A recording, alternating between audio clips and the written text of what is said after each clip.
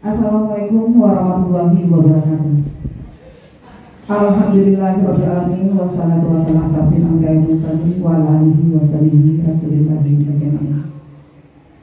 Yang terhormat Bapak Ketua Panitia Bapak Josli SPD MPD, yang kami hormati calon guru penggerak Angkatan 9 SMP Semeru, yaitu Ibu Liza Oktaria SPD, yang kami hormati Bapak Ibu yang menyempatkan diri hadir untuk mengikuti pembahasan modul 1 sampai dengan 1. Pertama-tama marilah kita panjatkan puji dan syukur kehadiran Allah Subhanahu wa taala, yang mana pada hari ini kita masih diberikan kesempatan nikmat sehat dan nikmat umur, sehingga kita masih bisa berkumpul di ruangan ini untuk melaksanakan kegiatan mengikuti kegiatan calon guru penggerak Angkatan 9 SMP 3 Semeru. Dan tidak lupa pula kita panjatkan salawat beserta salam kepada junjungan kita Nabi Muhammad SAW, rahmatan lil alamin, dengan apa Allahumma sholli ala sayyidina Muhammad wa ala ali sayyidina Muhammad. Semoga kita mendapatkan syafaatnya di yaumil akhir nanti. Amin amin ya rabbal alamin. Adapun susunan acara kita pada hari ini, yang pertama adalah pembukaan yang sedang berlangsung.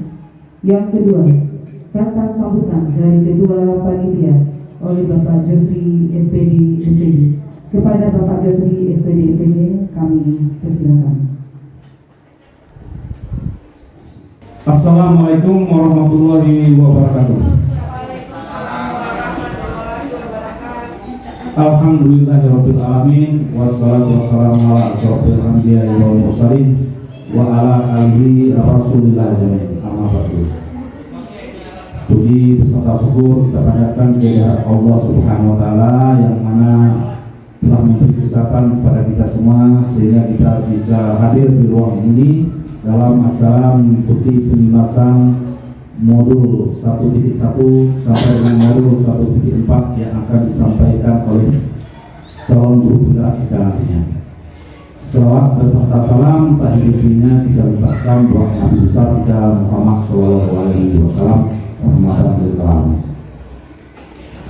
Baiklah, yang pertama-tama yang sama kita hormati yaitu calon guru penggerak kita, yaitu Ibu Liza Oktaria SPD. Beliau merupakan calon guru penggerak angkatan yang ke-9 ya, asal SMP Negeri 3 Semeru.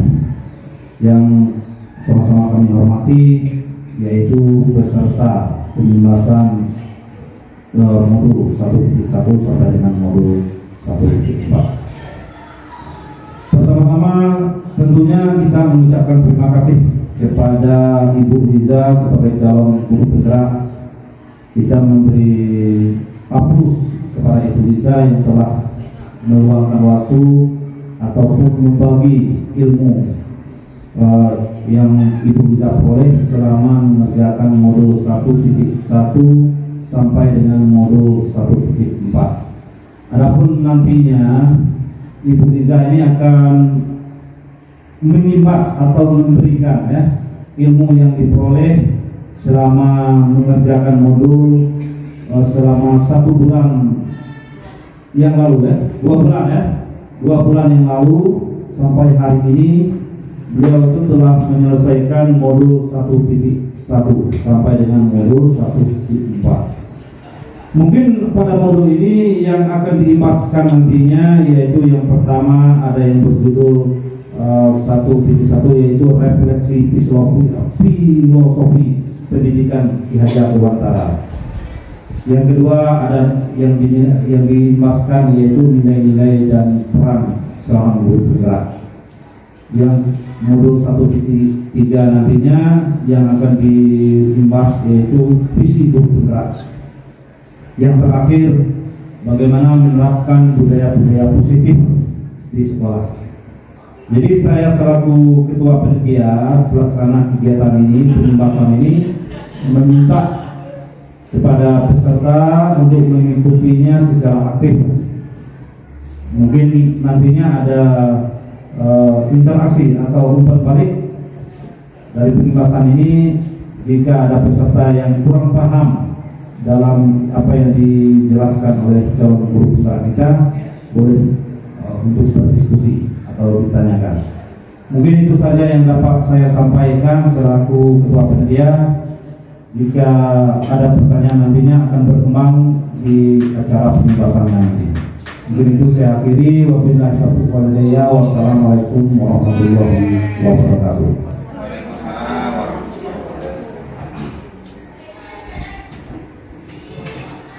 Baiklah, kita memasuki acara berikutnya, yaitu penyampaian materi oleh calon guru penggerak tentang pembahasan modul 1.1 sampai dengan 1.4 yang akan disampaikan oleh calon guru penggerak angkatan 9 SMP Negeri 3 Semeru, yaitu Ibu Giza Octavia SPD. Kepada Ibu Giza kami persilakan.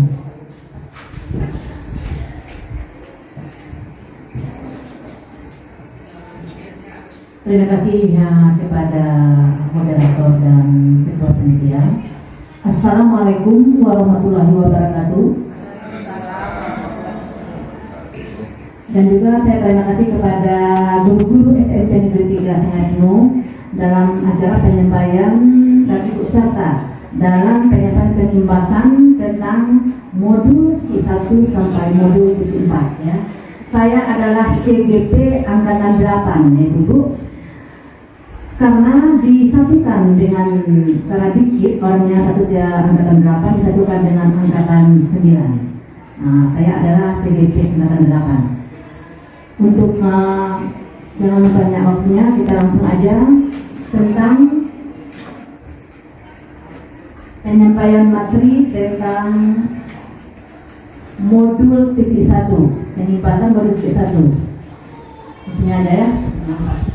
Ibu.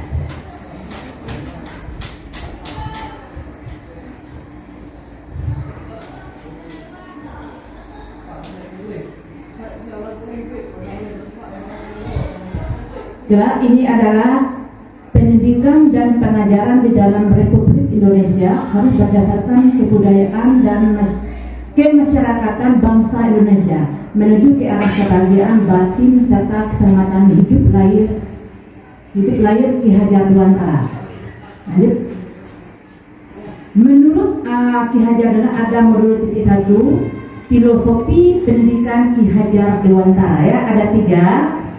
Ada pendidikan adalah tuntunan ya, di mana mendidik adalah menuntun segala kodrat yang dimiliki anak agar mencapai keselamatan dan kebahagiaan yang setinggi-tingginya baik secara sebagai manusia maupun anggota masyarakat. Maksudnya ini menuntun ya, atau tuntunan. Kita adalah penuntun bagi siswa, bukan menuntut. Ya, kalau Ki Hajar Dewantara ini filosofinya untuk menuntun siswanya, bukan menuntut. Kalau sekarang banyak yang menuntut siswa, harus seperti ini, harus pintar, harus mengerjakan PR. Bukan seperti itu untuk filosofi pendidikan Ki Hajar, tapi menuntun, mengajarkan, ya, mengarahkan siswa ke jalan yang lebih baik sesuai dengan kurikulum Merdeka ini. Yang kedua, pendidikan menghambakan kepada anak. Menghambakan ya, kalau biasanya menghambakan kepada Allah, tapi ini menghambakan, ini bahasa barunya di dalam IKN, implementasi kurikulum Merdeka, di mana pendidikan berpihak kepada anak, kepada siswa atau kepada anak, tidak menuntut, sudah dikatakan tadi, memberikan kebebasan dalam belajar sesuai gaya dan minat belajar siswa. Di sini kita harus bagaimana bentuk belajar itu, kita harus mengikutinya ya. Di mana dia ingin belajar, misalnya mau belajar ada minatnya ingin belajar di labor, silakan, kita harus mengikutinya. Jangan kita menuntutnya ingin belajar di satu tempat aja. Boleh di alam terkembang, boleh di labor, boleh apapun di luar tik boleh. Kita harus menuntut anak itu tentang kebebasan dalam bentuknya belajar. Yang ketiga, kodrat alam dan kodrat zaman. Di mana kodrat alam itu kita memberikan pendidikan dan pengajaran sesuai dengan karakteristik atau sifat ya siswa dan lingkungan, itu alam. Dan menyesuaikan perkembangan zaman itu adalah kodrat zaman. Contohnya kodrat alam. Misalnya dia sudah ada minat dan bakatnya sejak lahir. Mintanya ada sepertinya itu contohkan di kelas 7B sama dengan BIM gitu ya. Mungkin dia ingin belajarnya bebas. Jangan mintanya guru harus menuntut dia harus belajar di lokal. Itu adalah kodrat alamnya, itu dia akan minat dan bakatnya dari lahir ya. Mungkin dia ingin bebas, ingin belajar tentang di mana. Silakan kita mengikuti kodrat alam tersebut dari BIM tersebut. Ada kodrat zaman, harus mengikuti perkembangan zaman itu. Misalnya, sekarang zaman kita adalah teknologi tentang HP dan laptop ataupun komputer. Sering memakai HP. Ada lagi contohnya itu, misalnya kita sudah menggunakan Google Form ya. Itu harus, kalau ini kan ujiannya Google Form itu adalah perkembangan zaman dalam perkembangan pendidikan kita, itu contohnya harus mengikuti zamannya. Mungkin tahun 2021 mungkin lain lagi, bukan dari laptop lagi atau dari HP, mungkin lagi ya, mungkin dari cahaya matahari bisa kita ya, dari zaman juga lampu kan ada tata surya ya, itu perkembangan zaman. Dulu orang tidak tahu, mengambil sebuah api tidak ada korek atau tidak ada namanya cuduk namanya ya, tidak ada. Itu dari adanya gesekan tentang batu itu timbullah api. Kalau perkembangan zaman sampai zamannya sampai sekarang adanya korek api ya, dan juga ada lampu, adanya tata surya. Lanjut, ini ada Ardas Pendidikan Ki Hajar Dewantara. Ki Hajar Dewantara membedakan kata pendidikan dan pengajaran ya, dalam memahami arti dan tujuan pendidikan. Menurut Ki Hadi, pengajaran atau on-the-way adalah bagian dari pendidikan. Pengajaran merupakan proses dari pendidikan dalam memberi ilmu atau berfaedah untuk pencapaian hidup anak secara lahir dan batin. Sedangkan pendidikan of-pauding adalah memberi menuntun anak terhadap segala perkembangan kodrat itu yang dimiliki anak agar dia mampu mencapai keselamatan dan kebahagiaan yang setinggi-tingginya bagi seorang manusia ataupun sebagai anggota masyarakat.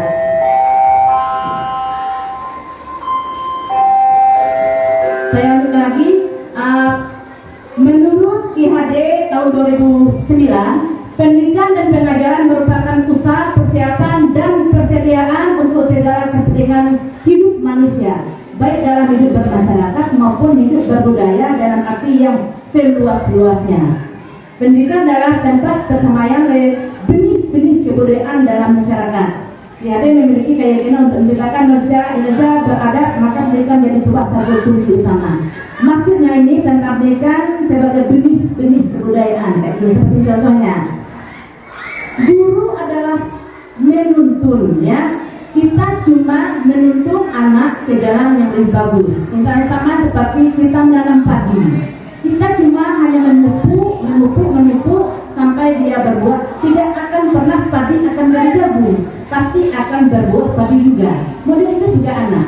Siswa kalau kita mengasahnya dengan demi sedikit sampai banyak, itu pasti dia akan terasah dan akan lebih baik. Model itu juga dengan padi tadi yang kita tanam, itu akan tumbuh tadi sesuai dengan pupuk yang kita sediakan, sesuai yang kita pelihara. Itulah maksud dari pendidikan yang dibudayaan dalam masyarakat Ki Hadi. Lanjut. B. Dasar-dasar pendidikan. Ki Hajar menjelaskan bahwa tujuan pendidikan yaitu menuntun segala kodrat yang ada pada anak. Sama yang tadi, kodrat pada anak. Ada kodrat alam dan kodrat zaman. Sudah saya beri contohnya. Lanjut. Sudah. Setelah itu ada kirim mengelaborasikan terhadap kodrat alam dan kodrat zaman sebagai berikut. Dalam melakukan pembaruan yang terpadu, hendaknya selalu diingat bahwa adalah pendidikan anak didik baik mengenai hidup diri pribadi maupun hidup kemasyarakatan. Jangan sampai meninggalkan segala kepentingan yang berhubungan dengan kodrat keadaan baik pada alam maupun zamannya. Ayo. Yang D ada budi pekerti pekerti ya, menurut IHD, budi pekerti atau watak atau karakter merupakan perpaduan antara gerak dan pikiran, perasaan dan hanya atau kemampuan hanya menimbulkan tenaga. Budi pekerti juga dapat diartikan sebagai perpaduan antara cipta kognitif ya, adalah pengetahuannya, karta afektif, rasanya bagaimana, dengan menggunakan karta psikomotornya. Jadi merupakan perpaduan harmonis antara cipta dan sedemikian rupa bahagia.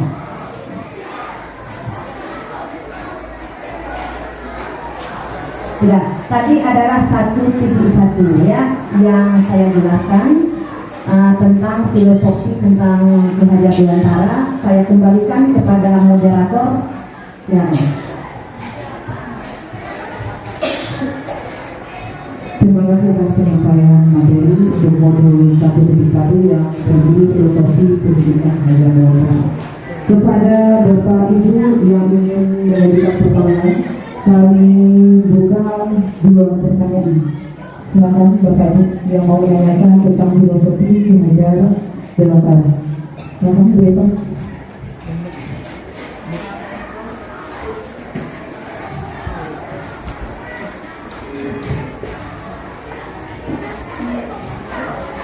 Assalamualaikum warahmatullahi wabarakatuh. Saya tertarik tadi dari yang Ibu paparkan mengenai kodrat alam dan kodrat zaman. Karena kalau kita lihat sekarang mungkin ada yang kalau dari dulu dia pasti mengenai kodrat alam, kodrat zaman. Tapi yang saya ingin lebih Ibu menjelaskan apa perbedaan yang signifikan antara kodrat alam dan kodrat zaman tersebut. Demikianlah pertanyaan dari saya. Assalamualaikum warahmatullahi wabarakatuh. Terima kasih atas pertanyaan yang sudah diberikan Ibu Eva. Yang kedua, silakan Ibu Eva. Terima kasih kepada moderator. Tadi kan dijelaskan pada filosofi pendidikan menurut Ki Hajar Dewantara bahwa yang pertama itu adalah pendidikan itu adalah tuntunan ya kamu. Nah jadi di sini yang ingin saya tanyakan dalam pemikiran Ki Hajar Dewantara tersebut, apakah ada tahapan-tahapan proses dalam menuntun tersebut, menuntun siswa kita itu bagaimana proses-prosesnya? Terima kasih, saya kembalikan kepada moderator. Terima kasih atas pertanyaan yang sudah diberikan oleh Ibu. Pada Ibu masih ada? Kami buka 2 pertanyaan dulu yang dijawab oleh Ibu Ida. Ya, terima kasih. Ada pertanyaan dari Bapak Ibu. Pertanyaan yang pertama tadi, apa signifikan antara perbedaan antara kodrat alam dan kodrat zaman? Tadi sudah saya sampaikan, kalau kodrat alam itu adanya bakat minatnya dari lahir, ya, bakat minatnya dari lahir, sifat bentuk lingkungan di mana waktu dia lahir dia sudah ada bentuk bakatnya. Yang saya contohkan bimbing tadi ya. Bimbing adalah seorang anak yang overaktif atau apa namanya ya. Tapi contohnya mungkin dia tidak ingin dikekang oleh seorang guru belajarnya di lokal aja. Mungkin dia ingin belajar di tempat lain, akan berkembang misalnya atau di labor. Bagaimana bentuk cara belajar? Itu sifatnya dari lahir sudah ada. Nah dari sini dari kurikulum Merdeka ini kita bisa belajar bahwa bagaimana cara perbedaan antara kodrat alam dan kodrat zaman. Itu kodrat zaman alam saja, dan sifat-sifatnya sudah terbentuk dari lahir atau di keluarganya sendiri. Kalau kodrat zaman itu adalah kita harus mengikuti zamannya, ya. Zaman ke zaman itu lain-lain bentuknya, ya. Dulu ada kurikulum 84, ya, lain kurikulumnya ada kurikulum KPSP, ada kurikulum K13 ya, itu lain-lain. Sekarang adalah kurikulum IKN. Kalau K13 itu memang berpihak pada siswa, tetapi tidak ada harusnya siswa yang aktif. Harusnya gurunya aktif. Sekarang lain dengan keadaan siswa yang harus inovatif, efektif, dan bagaimana dia harus bergerak itu kodrat zaman dan harus mengikuti zamannya. Kalau tentang kodrat zaman, contohnya tadi sudah saya sampaikan, sekarang sudah banyak yang menggunakan laptop, ya. Jangan kita tiba-tiba ya buka biji ada juga itu ya ada. Nah, sekarang kalau kita laptop, belajar dengan laptop dan belajar dengan HP itu kita harus mengikuti kodrat zaman. Bagaimana bentuk zamannya harus kita ikuti pelajarannya di zaman itu. Ya itu. Hanya itu. Terima kasih. Kembali kepada moderator.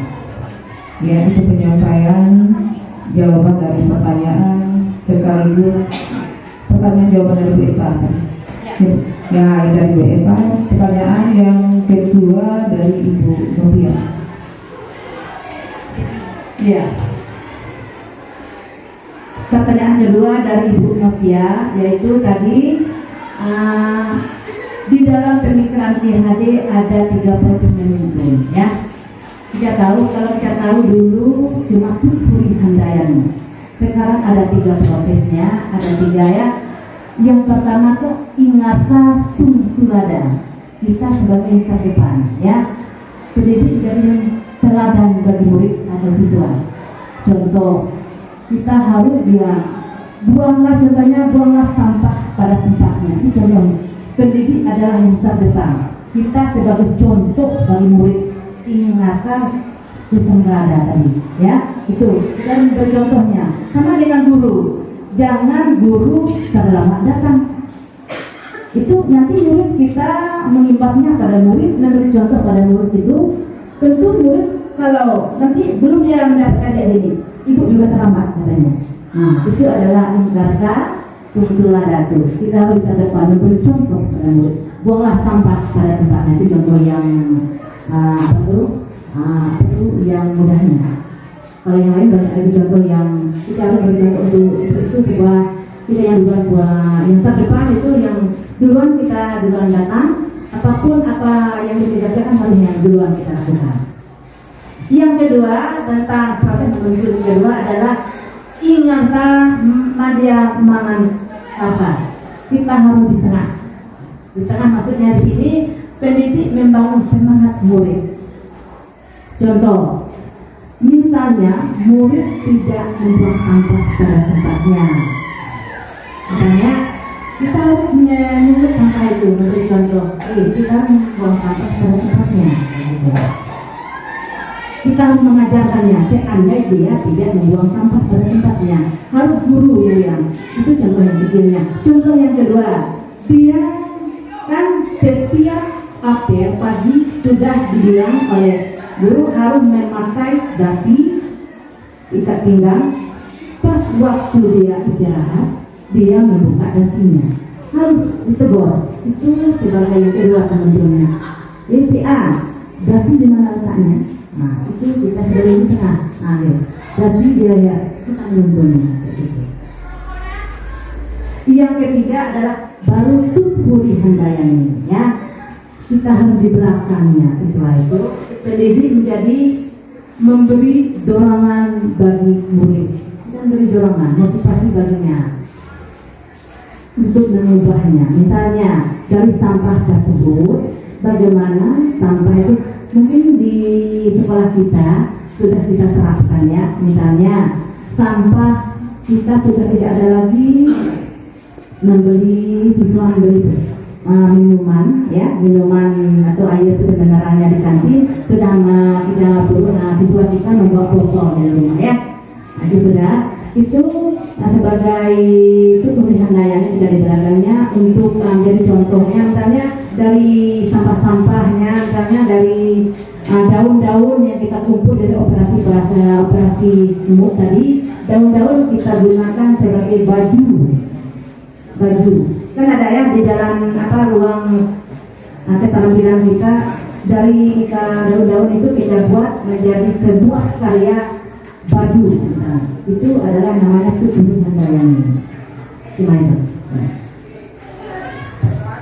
Terima kasih atas jawaban yang sudah disampaikan oleh pemateri kita, yaitu Ibu Ika Oktalia. Bagaimana Ibu Bosi bisa dipahami?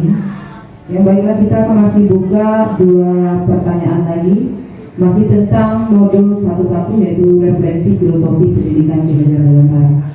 Silakan Bapak Ibu.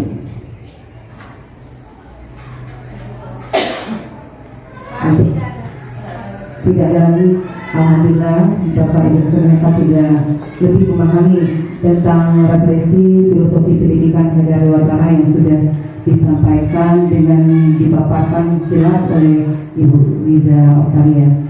Baiklah, kita akan masuki pemaparan modul 1-2, nilai dan peran guru penggerak yang akan disampaikan langsung oleh Ibu Liza Oktaria. Kepada Ibu Liza, kami silakan. Iya, saya masuk di modul 1-2, yaitu nilai dan peran guru penggerak. Lanjut, nilai dan peran guru penggerak ada 5, berpihak kepada siswa atau murid, ya, atau peserta didik. Yang kedua, mandiri. Yang ketiga, inovatif. Yang keempat, kolaborasi. Dan yang kelima, reflektif. Nah, di mana mandiri tadi? Mandiri artinya dapat berdiri sendiri, bukan mandiri sendiri ya Bu ya, adalah dapat berdiri sendiri, tidak bergantung pada orang lain. Nilai mandiri artinya sebuah nilai yang terkandung di dalam diri seorang guru penggerak, di mana dia mampu melakukan sesuatu tanpa bergantung pada orang lain. Maksudnya ini yang mandiri. Misal sedang belajar, kita harus bisa ya membuat atau memberi metode ataupun bentuk metode pembelajaran yang berbeda-beda sesuai dengan pokok bahasanya, itu mandiri ya, untuk mandirinya. Yang kedua, kolaboratif.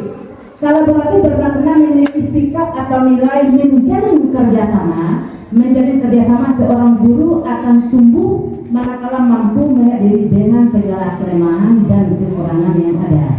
Maksudnya ini kolaboratif, kata kolaboratif kerjasama ya.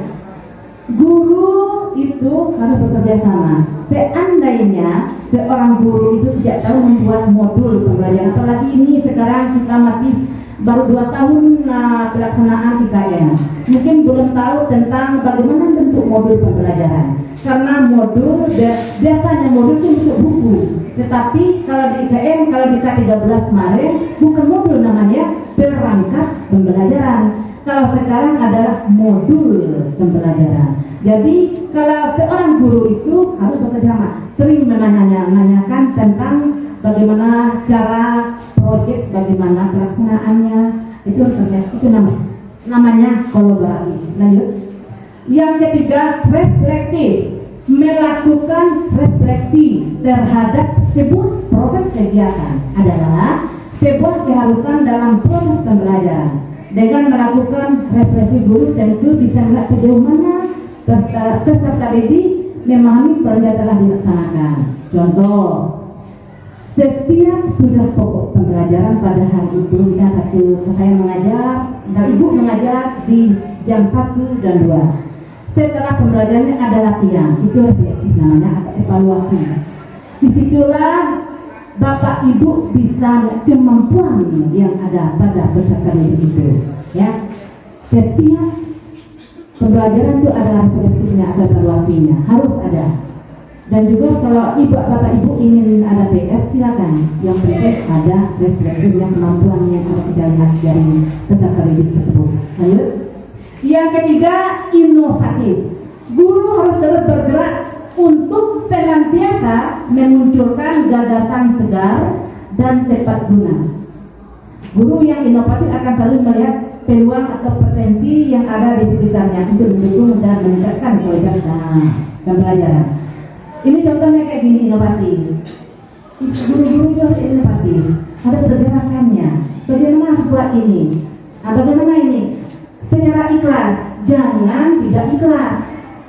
Saya berinovatif harus ada imbalannya, bukan kayak gitu. Harus ada inovatif ini, kita ada daya pergerakan kita. Guru sekolah yang semaju kayak gini, saya harus berinovatif. Harus ada yang saya bawa, saya tanamkan di sekolah itu. Lanjut. berpihak pada murid. Berpihak pada murid di sini berarti seorang guru selalu bergerak, ya, dengan mengutamakan kepentingan perkembangan murid sebagai acuan utama. Segala keputusan diambil oleh seorang guru bergerak didasari pembelajaran murid terlebih dahulu. Nah, kita harus berpihak pada murid semuanya, ya. Lanjut. Peran dan guru penggerak. Seorang guru penggerak yang diharapkan dari penggerak yang guru penggerak memiliki peran dalam menjalankan tugasnya sesuai tujuan dia mulia program tersebut, ya. Guru penggerak harus mampu menjalankan perannya agar terciptanya merdeka belajar dalam mewujudkan profil pelajar Pancasila. Peran itu ada 5. 1. Mampu menjadi pemimpin pembelajaran. Mampu menjadi pemimpin pembelajaran. Di setiap kita belajar harus mampu memimpin pembelajaran. Jangan kita pula yang diajar oleh siswa atau peserta didik. Kita yang harus mengajar, menuntun, ya, bukan mengajar lagi, namanya menuntun ke jalan yang lebih baik. Nomor 2, mampu menerapkan formalitas praktisi. Nah, bagaimana cara kita menggerakkan formalitas praktisi kita? Yang ketiga, mampu menjadi cook bagi guru lain. Apa cook itu? Apa itu? Nah, pelatih, ya, pelatih. Kita mampu jadi pelatih. Kita harus bisa misalnya bekerja sama dengan guru itu. Kita memberi pelajaran kepada guru tersebut. Bukan kita menggurui, tidak, sebagai pelatihnya, mengajarkan yang lebih baik dari yang kita dapat dari PDP itu, bagaimana caranya yang lebih baik, lebih bagus. Nomor 4, mampu mendorong kolaborasi antar guru. Mampu mendorong kolaborasi, bekerja sama dengan guru lain, misalnya, ya, kerja sama dengan guru kita, misalnya membuat sombel belajar, ya, sombel kelompok belajar, itu kerja sama namanya itu dengan guru lain. Nomor 5, mampu mewujudkan kepemimpinan murid. Nah, nomor lanjut. Setelah memiliki nilai berpihak kepada siswa, sebagai guru penggerak akan 1. Menciptakan pembelajaran yang interaktif dengan menerapkan berbagai metode dan model pembelajaran. Nah, ini yang sudah saya sampaikan. Yang pertama tadi, filosofi pendidikan. Bagaimana kita menerapkan? Kita harus ada metode. Kalau misalnya metode diskusi, bagaimana? Ada juga MET namanya, komparatif, ada juga komparatif tentang metode pembelajaran. Jangan satu metode saja yang kita berikan pada kelas itu bosan peserta didik. Harus berbagai metode yang bisa terapkan. Kan siswa ini daya tangkapnya berbeda-beda, ya Bapak Ibu. Ada yang daya tangkapnya misalnya dia menghafal cepat, dia menangkap. Ada lagi yang melihatnya secara visual, tayangan-tayangan yang cepat dia menangkap. Kalau saya kan kita tahu apa karakter kita, kelemahan, kekuatan kita tahu. Kalau saya ini, ya, saya tuh kalau melihat visual tuh cepat saya menangkap. Kalau untuk menghafal tuh saya agak kurang. Nah, seperti itu juga siswa. Sering kita tayangkan bentuk-bentuk apa gitu metodenya di kelas. Siswa pada umum siswa sekarang suka yang visual, ya. Misalnya menayangkan suatu bentuk video itu suka. Coba Ibu, itu model pembelajaran, ya, atau met yang rumpahan, ya. Kita buatlah bentuk seperti silang misalnya. Itu inilah model pembelajaran yang rumpangkan kalimat yang titik-titik yang kurang lengkap, itu yang rumpang namanya, Bapak Ibu. Itu bukan siswa. Yang kedua, mengakomodasikan keragaman siswa dengan menerapkan pembelajaran berinterpretasi. Ini maksudnya meluangkan, ya, bagi bentuk sebagai keragaman siswanya, bentuk apa yang kehendak siswanya, tuntutan siswanya, bagaimana bentuknya. Kita berhamba kepada siswa, bukan berhamba kepada guru. Apa kehendak siswa itu kita harus turuti. kita bisa melihat karakteristiknya. Ya. Yang nomor 3, menciptakan pembelajaran yang aman, nyaman, dan menyenangkan. Ada contohnya kesepakatan kelas. Mulai dari sekarang Bapak Ibu buatlah kesepakatan kelas senyaman mungkin ya. Ada ice breaking namanya, permainan pembelajaran. Contoh kesepakatan kelas kita ya. Misalnya pas Bapak Ibu tuh mulai masuk buat kesepakatan kelas. Siapa yang melanggarnya nanti? Nah, itu kita hukumannya bukan hukuman apa, bentuknya lebih yang positif ya Bapak Ibu. Dengan kesepakatan kelas kita tanya kepada diri dia siswa itu apa yang kehendak kamu. Dan juga ada impian kelas dan kesepakatan kelas. Kalau impian kelas itu untuk kelasnya semua. Kalau kesepakatan kelas keyakinan kelas untuk pas pelajaran itu sendiri. Apa kehendak siswa itu keyakinan kelasnya, kesepakatan kelasnya? Dia misalnya contohnya, dia ingin cepat mengumpulkan tugas.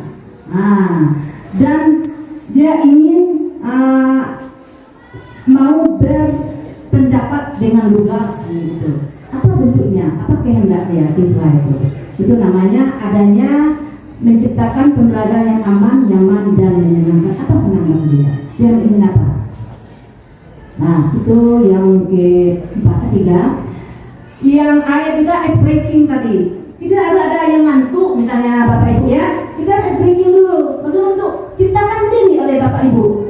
Apa ciptanya? Misalnya halo, hai yang misalnya itu. Atau pakai apa tuh? Gerak tubuh misalnya. Kepala kita yang menggerakkan, dia yang menggerakkan kepala pundak, lutut, bisa itu. Jadi dia tidak mengantuk jadinya. Itu breaking namanya, Bapak Ibu. Yang keempat, mendengarkan, menindaklanjuti dan menyelesaikan permasalahan yang dihadapi siswa. Bagaimana kita mendengarkan? Apa keluhannya? Sudah itu menindaklanjuti, ada tindak lanjutan kita. Seandainya ada persoalan di kelas itu, kita harus menindaklanjuti. Apakah kita tidak bisa menindaklanjuti, kita bawa ke kelasnya. Sudah itu tidak lagi ke UBK-nya, sesuai tindakan yang ada di sekolah kita, di sekolah kita tersebut. Sudah itu menyelesaikan persoalan yang dihadapi siswa, itu namanya menindaklanjuti ya. Lanjut. Ya. Saya kembalikan itu modul 1.2. Saya kembalikan kepada moderator.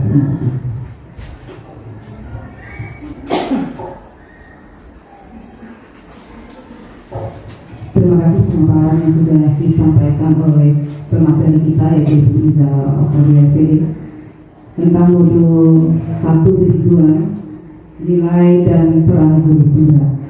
Bagi ibu-ibu yang mau bertanya yang belum memahami tentang pemaparan yang sudah disampaikan oleh Bu Iza tadi tentang modul 1.2 nilai dan peran guru tunggal, kami persilakan.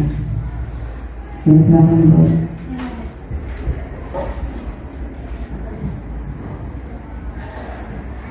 Assalamualaikum warahmatullahi wabarakatuh. Tadi Ibu ada menyinggung tentang mengakomodasi keberagaman siswa dengan menerapkan pembelajaran berdiferensiasi. Nah, yang saya tanyakan, apa saja contoh akomodasi dalam belajar? Terima kasih. Assalamualaikum warahmatullahi wabarakatuh.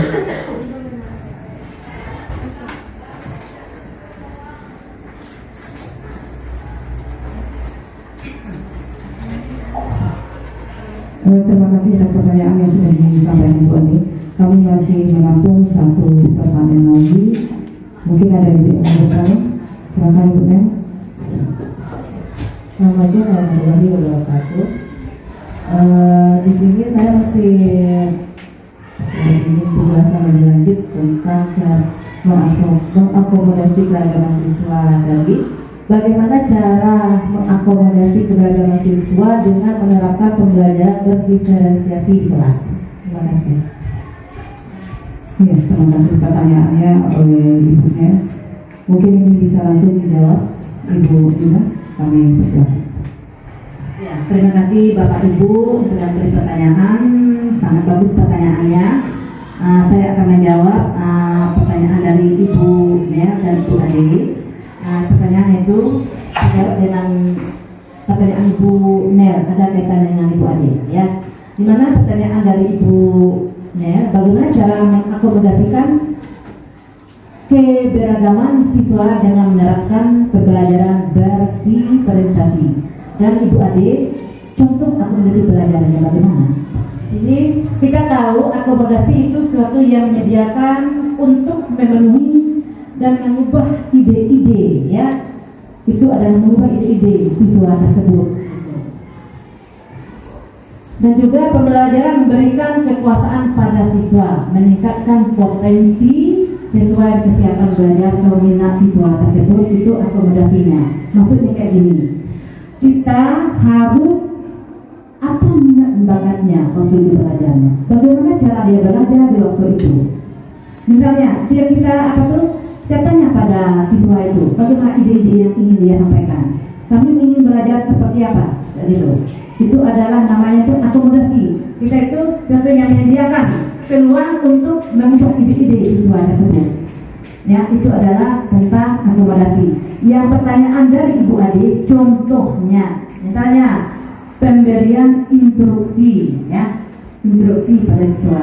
Instruksi kan ada, instruksi apa pernah tentang pendapat kamu, misalnya, itu instruksi akomodasinya. Yang kedua, bentuk tugas yang bagaimana ya kamu inginkan, itu akomodasi.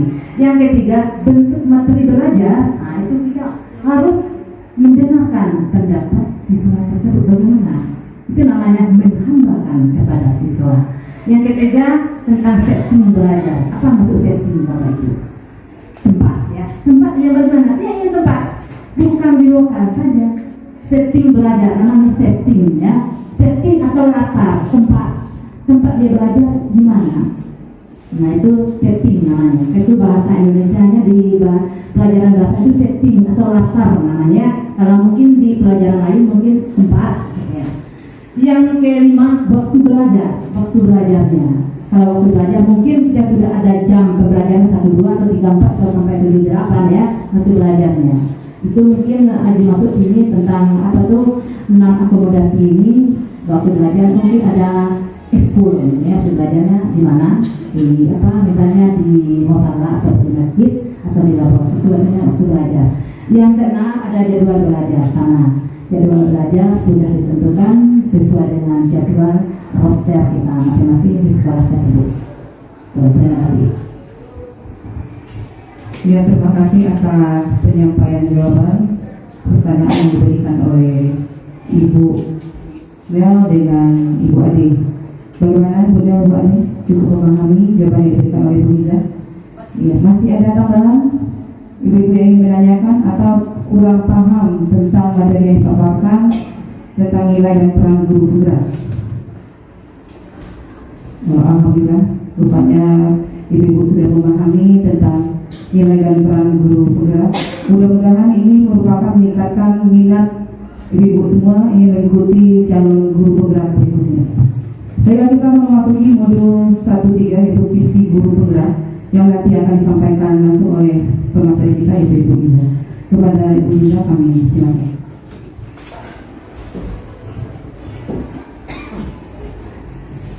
Ya, terima kasih moderator UIN.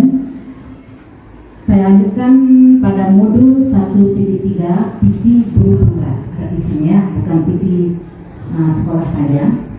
Arti penting dari visi itu yaitu visi adalah imajinasi. Imajinasi itu pikiran, ya, imajinasi kita. Pikiran kita, imajinasi seseorang yang berisi tentang pikiran-pikiran dan tujuan yang ingin dicapai masa depan, di masa depan, yang dituangkan dalam kata dan kalimat. Boleh struktur kata, kalimat, ya, sama lagi kalimat dan struktur katanya. Itu adalah visi.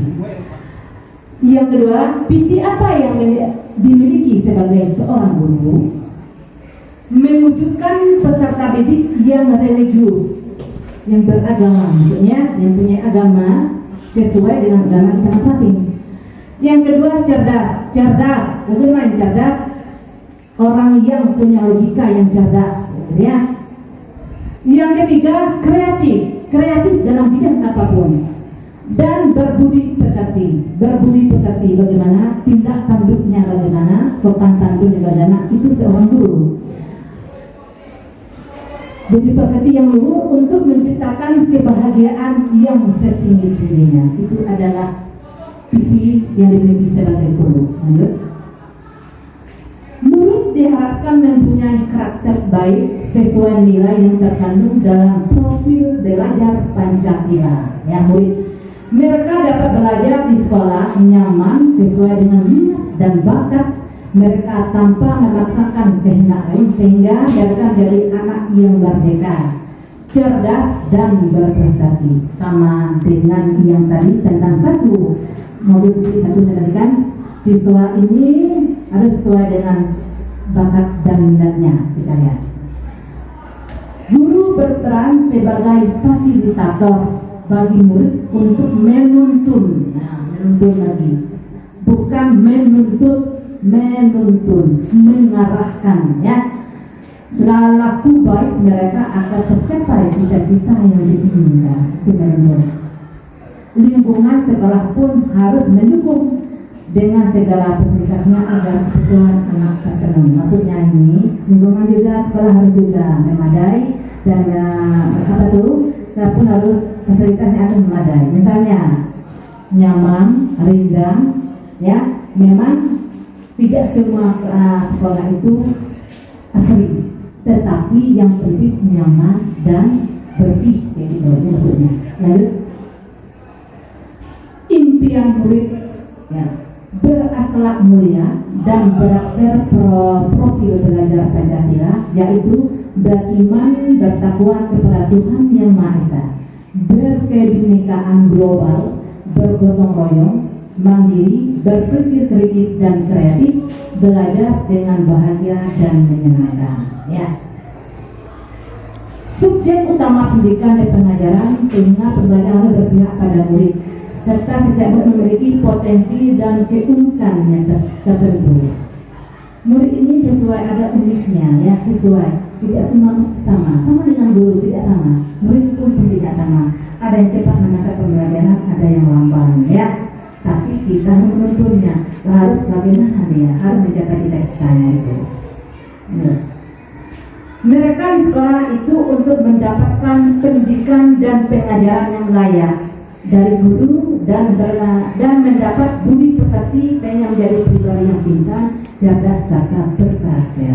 Kita yang menuntunnya bagaimana dia punya karakter yang baik, ya. Bagaimana dia harus pintar, dari tidak bisa membaca, tidak bisa menghitung, bisa jadi menghitung sesuai tuntutan agama. Ayo. Saya di sekolah yakin untuk titik berpihak pada murid. Ini maksudnya guru ini. Kita harus berpihak pada murid dengan menjadi penuntun, ya, atau tamong. Apa maksud tamong? Tamong menuntunnya menjadi pengarah bagi murid untuk mencapai kebahagiaan dan keselamatan yang setinggi-tingginya sebagai manusia maupun bagian dari masyarakat. Lanjut, saya paham bahwa titik-titik ini maksudnya guru harus memberi teladan baik dari depan. Sama dengan tadi, ada 3 tadi, ya, tulisan Yani, ya, yang tentang PHD tadi. Memberi teladan dari depan, misalnya kita harus buanglah sampah pada tempatnya tadinya dari depan. Sudah itu menciptakan ide atau motivasi di tengah, yaitu misalnya buang sampah pada tempatnya. Sudah itu kita mengajarkannya lagi.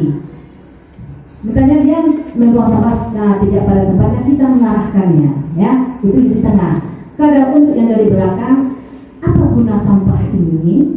Nanti kita buang dari sampahnya. Dari sampah ini, misalnya dari botol-botol aqua itu, kita buatlah jadi tempat aqua lagi, kan ada, ya, dari tempat alih-alih. Mungkin sudah dapat kita tahu juga, ya.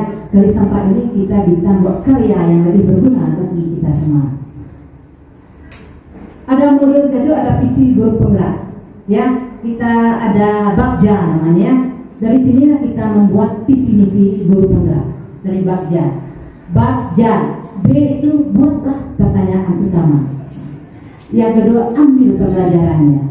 Yang ketiga, dari mimpi, drive, jabarkan rencana desainnya, atur eksekusi delivernya.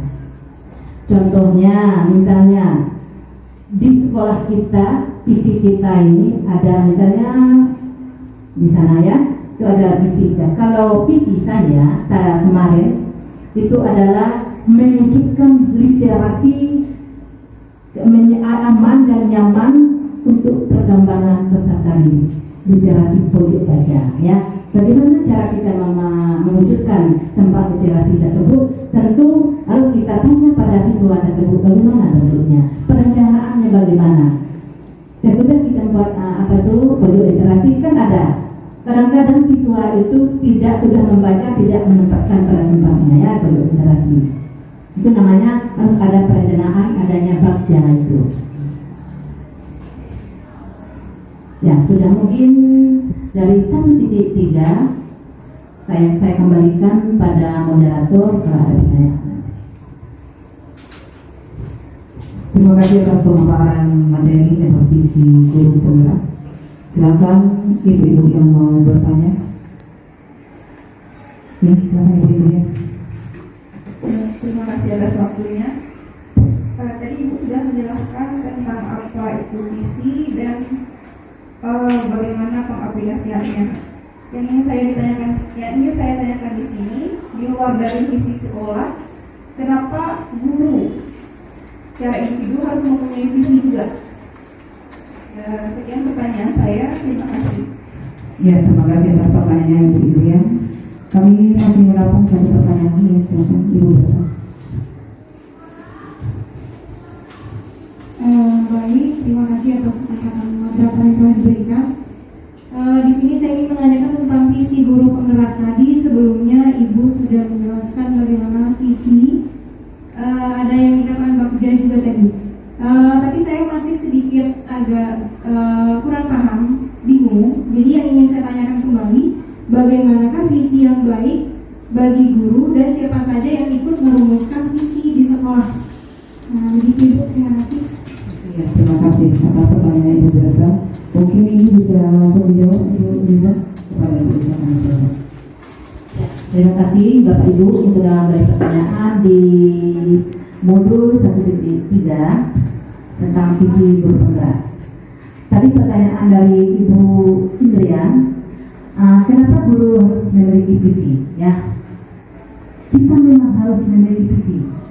Ya, maksudnya di sini sebuah acuan bagi kita untuk masa depannya. Misalnya, Ibu Indrian ingin visinya bagaimana? Ya, visi Ibu Indrian mewujudkan tentang sekolah yang nyaman, berglobal, misalnya efektif, inovatif dan kreatif. Itu kita harus.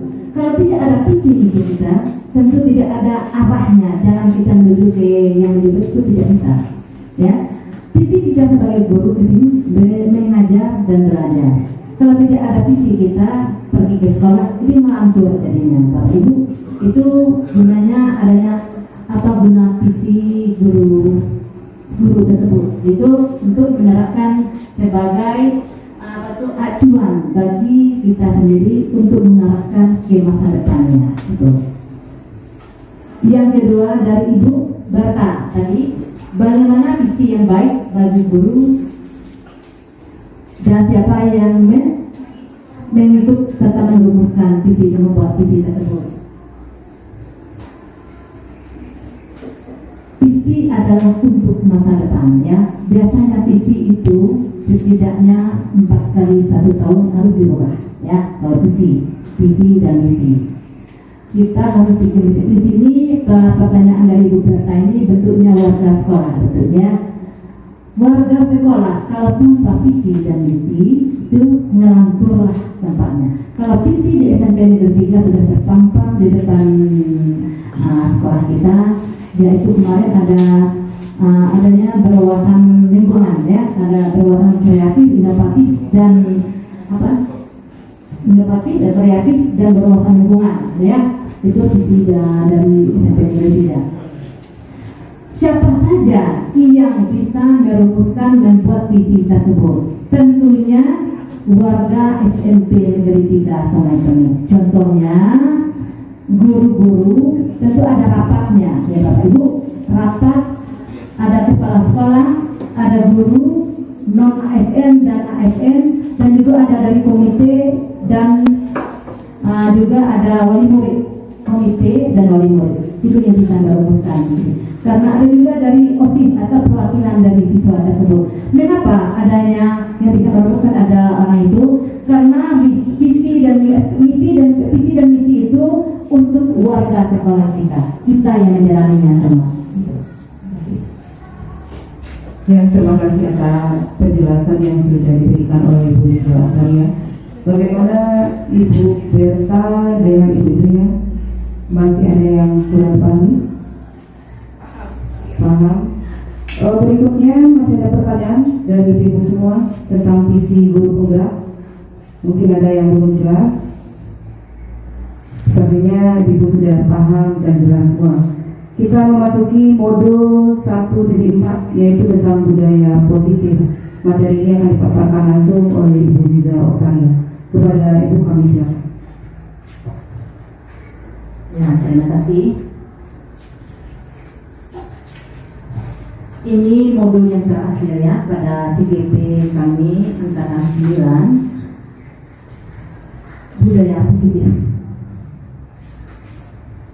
Refleksi modul budaya positif, disiplin positif, merupakan suatu cara penerapan disiplin tanpa kekerasan dan ancaman yang dalam praktiknya melibatkan komunikasi tentang perilaku yang efektif antara guru dan siswa, ya, antara guru dan siswa melibatkan. Seandainya ada masalah guru dengan siswa ada masalah, misalnya pas dalam waktu pembelajaran adanya siswa ada masalah dengan siswa antara siswa A dan B, itu guru harus menyelesaikan dengan tindakan yang positif.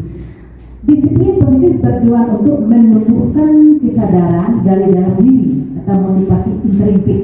Motivasi itu dorongan dari dalam, artinya intrinsik dalam, ya. Kalau ekstrinsik itu dari luar, ini dari dalam diri siswa tersebut.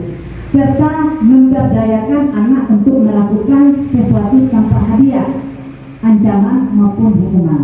Nah, ini maksudnya ini. Bagaimana cara kita menumbuhkan kesadaran kesalahan dia berbuat dari temannya itu dengan budaya positif tanpa memberi hadiah atau ancaman. Dia akan misalnya mengakui kesalahannya, meminta maaf pada kawan tersebut seandainya dia sedang membuat kesalahan kepada siswa tersebut tentang keyakinan keras tadi. Kan sudah kita bikin keyakinan keras tadi, nah, tentu dia akan membuat minta maaf sendiri. Lanjut. Nilai-nilai kebajikan dan keyakinan keras. Nah, ini keyakinan keras kita. Nilai-nilai kebajikan adalah sifat-sifat positif manusia yang merupakan tujuan mulia yang ingin dicapai setiap individu. Ya, itu tujuannya. Nilai-nilai ini merupakan payung besar, ya. Payung adalah tempat kita berlindung, maksudnya dari sikap dan perilaku kita. Atau nilai-nilai ini merupakan pondasi kita berperilaku, maksud pondasi dasar kita berperilaku. Lanjut. Refleksi modul budaya positif. Refleksi modul berbudaya positif itu posisi kontrolnya adalah penghukum, namanya penghukum. Seorang penghukum bisa menggunakan hukuman fisik maupun verbal. Tapi hukuman fisik ini jangan terlalu. Kita tahu mana yang perlu kita memberi hukuman pada anak-anak. Jangan dari pinggang ke atas. Itu kita ada HAM sekarang ya. Misalnya kita mengenai hukuman fisiknya dari pinggang ke bawah. Apa hukuman fisik? Jangan terlalu. Nanti kita ada HAM, ya, hak asasi manusia. Itu namanya. Sudah itu pembuat rasa bersalah dan akan menggunakan keheningan yang membuat orang lain merasa tidak nyaman bersalah atau rendah diri. Maksudnya ini dia tahu kesalahannya apa gitu. Dia berbuat salah, dia tahu mengapa dia berbuat ini. Kadang-kadang sama dengan contohnya dua bimbing ya Bapak Ibu, dia sering mengganggu kawannya. Tidak harus kita menghukumnya dengan hukuman kita harus memanggilnya. Mengapa bimbing bisa mengganggu teman? Tentu ada apa dia senang, mungkin bakat minatnya perilakunya dari pikir dari kodrat alamnya tadi, dia suka kayak gitu, mungkin ada penyakitnya mungkin ya. Nah itu namanya bimbing, itu contohnya. Mengapa dia suka apa namanya itu, suka mengganggu teman, kan ada namanya istilahnya itu apa? Suka mengganggu teman. Kalau tidak dia mengganggu teman, tidak puas rasanya. Itu ada itu ya istilahnya. Namanya autis. Nanti autis kita bilang autis, nanti itu kalau autis itu ya gila kecil namanya. Nah, nanti itu melanggar lagi perkataan yang tidak bagus. Gitu. Nomor 3, teman guru pada posisi ini tidak akan menyakiti murid. Yang mungkin timbul adalah murid hanya mempertindak untuk guru tertentu dan tidak untuk guru yang lain. Ya, ini maksudnya kayak gini.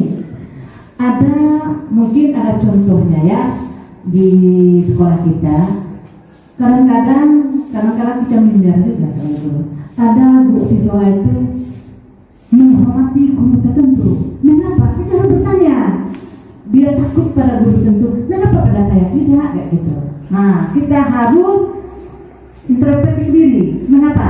Nah, itu namanya kayak gini. Kontrol. Apa tuh ada represi model positif ini. Bagaimana cara kita bisa siswa itu senang dengan kita, nyaman, belajar nyaman, berbicara nyaman, bergaul juga nyaman. Gitu. Ini maksudnya.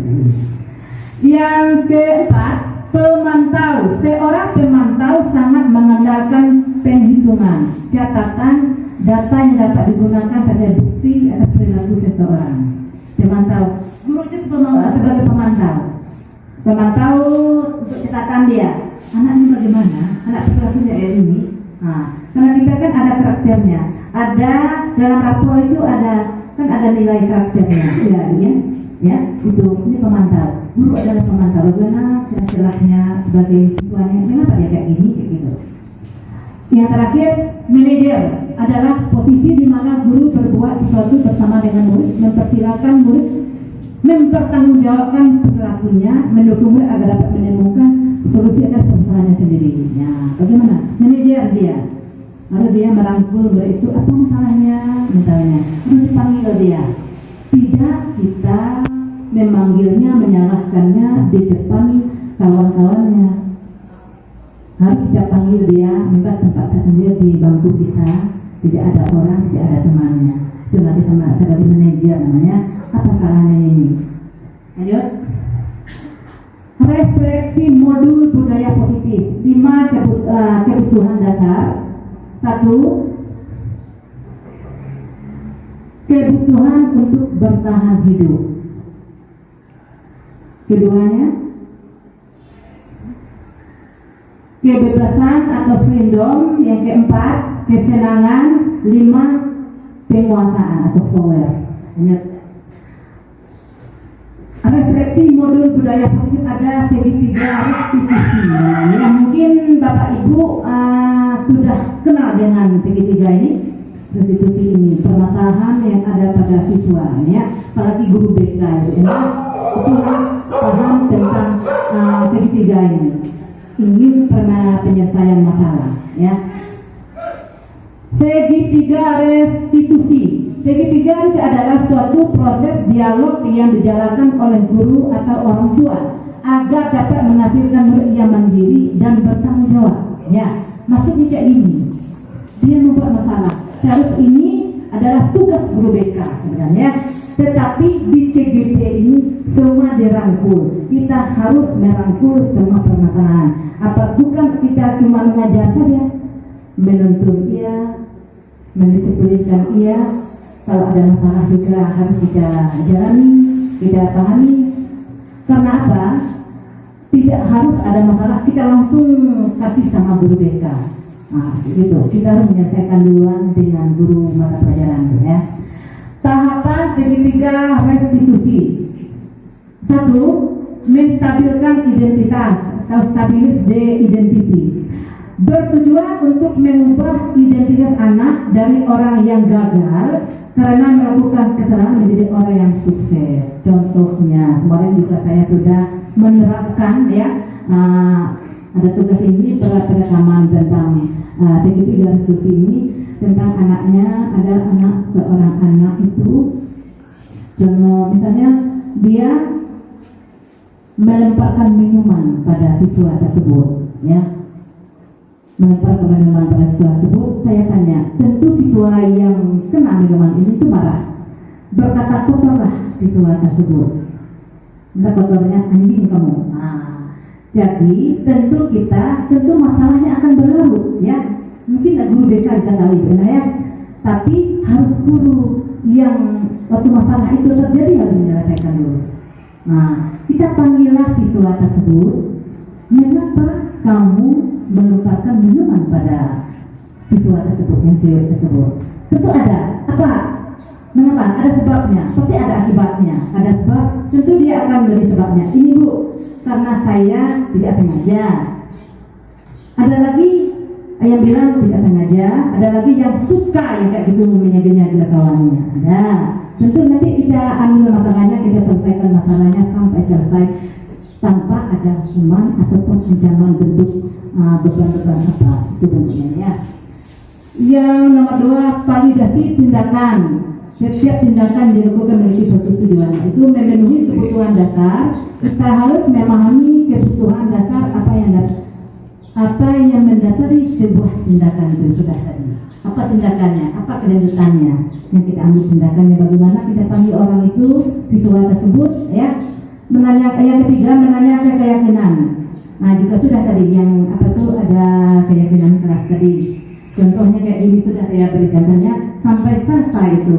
Tentu kalau kita buat keyakinan keras duluan, ya Bapak Ibu, pasti dia tidak akan melanggar keyakinan keras. Kalau dia melanggar keyakinan keras atau kekuatan keras itu, dia akan berhukuman. Mulailah dari sekarang Bapak Ibu, pas mengajar buatlah keyakinan keras dan kesepakatan keras. Nah Bapak Ibu, nanti kalau dia ada buat kesalahan, tentu dia akan mendapat hukumannya. Itu keyakinan keras nama. Kita minta dari dia apa permintaan dia? Dia ingin apa? Tidak ribut waktu belajar. Itu keyakinan keras nama contohnya. Tidak mengganggu kawan. Seandainya salah satu mengganggu kawannya, itu dia melanggar keyakinan keras kita. Jadi Bu, lanjut. Sebelum dan setelah mempelajari modul ini, saya cenderung dalam posisi kontrol teman. Perasaan saya saat itu adalah ingin jadi teman bagi siswa dan menerapkan kasih kepadanya, kasih sayang kepadanya. Saya berpikir dengan menjadi teman, saya dapat lebih memahami mereka. Namun hal itu justru tidak tepat. Posisi teman akan membuat siswa memiliki ketergantungan kepada saya dan tidak mandiri. Setelah belajar modul ini, saya berpraktekkan untuk menjadi manajer. Sudah saya contohkan tadi, ya. Setelah belajar ini, saya berusaha menerapkan langkah terakhir, yaitu menanyakan keyakinan keras dan lebih menjadi solusi serta perbaikannya yang tadi. Mengapa dia berbuat begitu? Tentu ada lagi sama membimbing tadi. Kita contohkan bimbing saja ya Bapak Ibu, ya. Karena itu yang menonjol di SMP Negeri 3 sama itu. Sering mengganggu kawannya. Juga Jasri, ada Jasri. Kalau Jasri juga. Jasri. Nah, itu juga sering, dan saya tahu sering kawan-kawannya mengeluh bahwa dia juga sering mengancam kawannya tentang dengan pisau. Itu Jasri gitu. Bikinlah keyakinan proses perkataan keras tersebut. Seandainya masih dia seperti itu, nanti ada hukumannya. Mungkin di SMP 3 kita ini sudah ada buku kontrol dan buku kendali ya Bapak Ibu, ya. Itu untuk warga kita, warga sekolah, untuk umum. Tapi di kelas juga harus ada kecepatan keras dan keyakinan keras dari guru, ya. Jangan keluhan guru itu banyak. Ada keluhan apa guru itu? Waktu saya belajar, ibu gitu. Mengapa dengan guru lain tidak? Mungkin hanya itu yang dapat saya sampaikan. Semoga bermanfaat bagi Bapak Ibu tentang CGP angkatan 9, ya. Semoga termotivasi Bapak Ibu ingin masuk ke CGP angkatan 10, ya, atau CGP mungkin sudah CGP angkatan 10 Ibu ini, ya.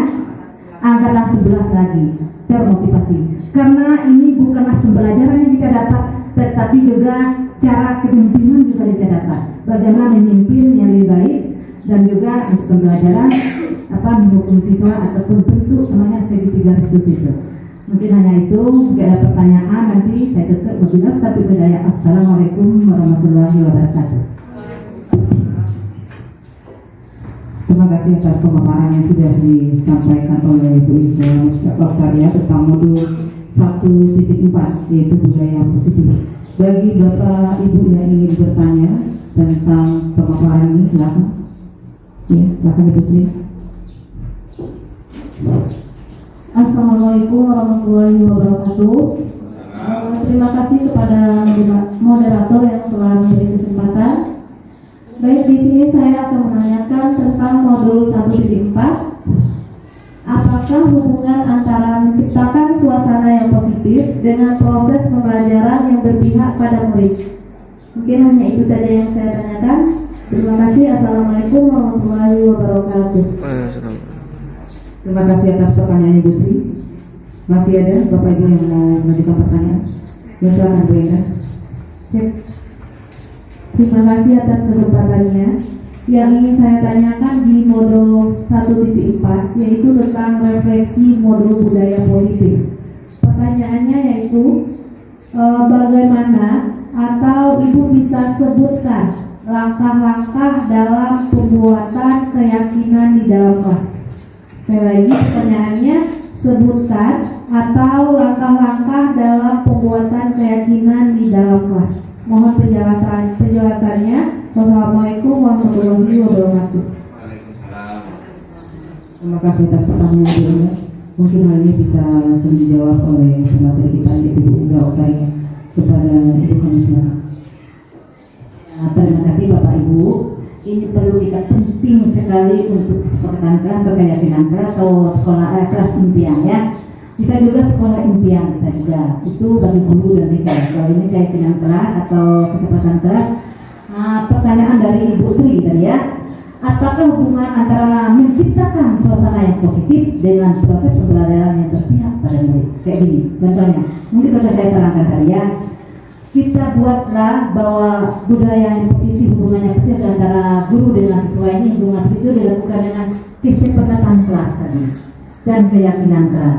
Kita buatlah biar aman, nyaman belajarnya, guru pun aman belajarnya, harus adanya keyakinan dan kesepakatan kelas ya.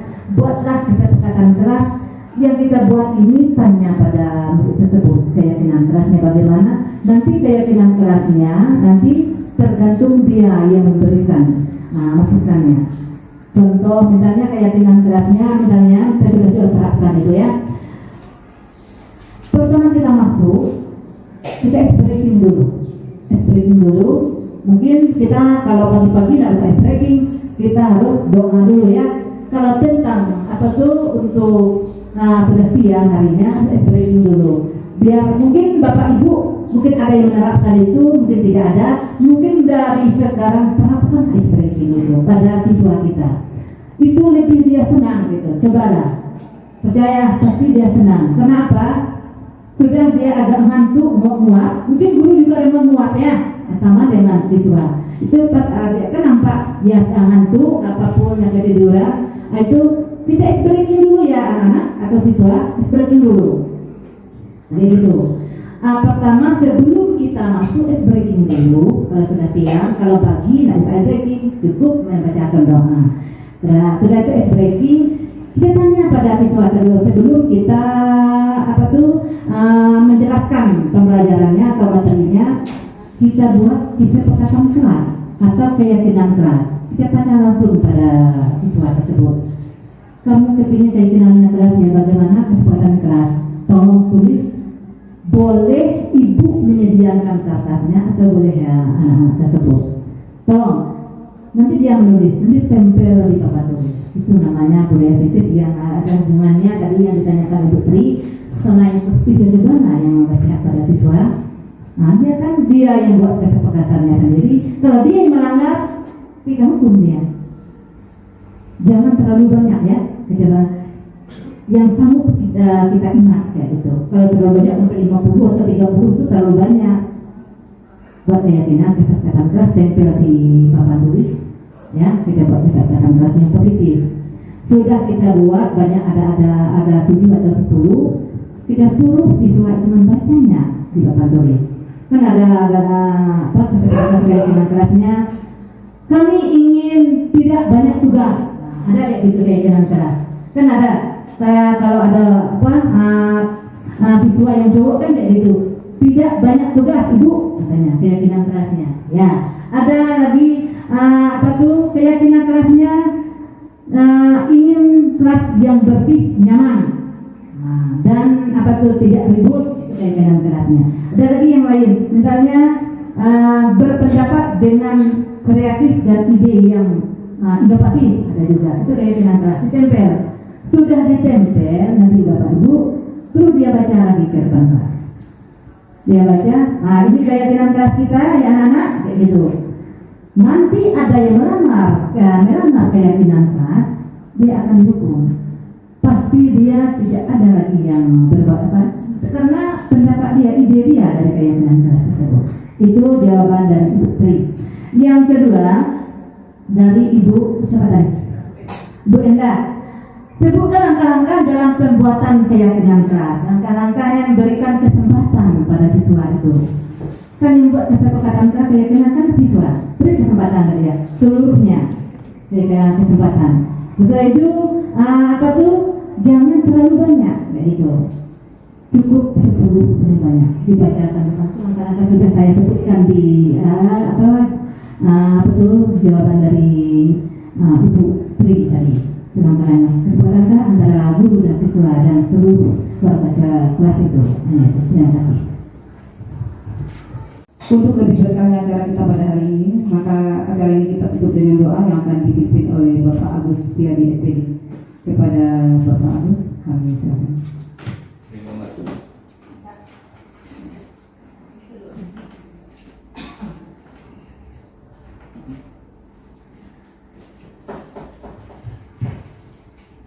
A'udzubillahi minasyaitonirrajim. Bismillahirrahmanirrahim. Alhamdulillahirabbil alamin. Assalatu wassalamu ala asyrafil anbiya'i wal mursalin wa ala alihi wa sahbihi rasulillah ajmain. Alhamdulillahirabbil alamin. Hamdan syakirin, hamdan na'imin, hamdan yuwafi ni'mahu yukafi mazidah. Ya Rabbana lakal hamdu kama yanbaghi liwajhika wa 'azimi sultanik.